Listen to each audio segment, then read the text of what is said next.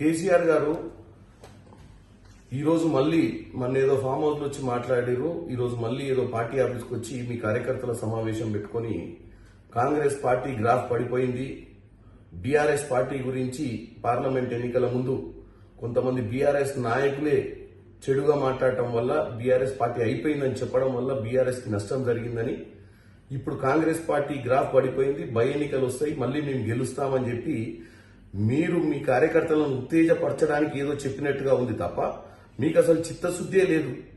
మీకు అసలు చిత్తశుద్ధి ఉంటే మీకు ఒక ప్రజాస్వామ్యంలో మిమ్మల్ని ఒక అపోజిషన్ లీడర్ గా ఎన్నుకుంటే మీరు రోజు అసెంబ్లీకి వచ్చి అసెంబ్లీలో ఇక్కడ ప్రభుత్వం చేస్తున్నటువంటి పనులను ఒక పెద్ద మనిషిగా ఒక అపోజిషన్ లీడర్ గా ప్రజల సమస్యల మీద చర్చించాల్సింది పోయి అప్పుడప్పుడు ఏమంటారు పున్నమి నాడు పౌర్ణమి నాడు వచ్చినట్టు మీరు వచ్చి ఈ యొక్క కార్యకర్తలను ఉత్తేజపరిచేటువంటి కార్యక్రమము చేస్తుర్రు.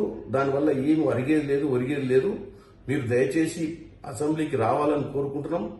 మీరు గెలవాలనుకుంటే 5 ఏళ్ల దాకా బై ఎన్నికలు వచ్చే అవకాశం కాదు కదా, ఏమీ లేదు. లోకల్ బాడీ ఎన్నికలలో కూడా మీకు ఉనికి లేదన్న ఉద్దేశంతో మీరు వచ్చి ఏదో ఇట్లాంటి మెసేజ్లు ఇస్తున్నట్టుగా క్లియర్ గా కనపడుతుంది.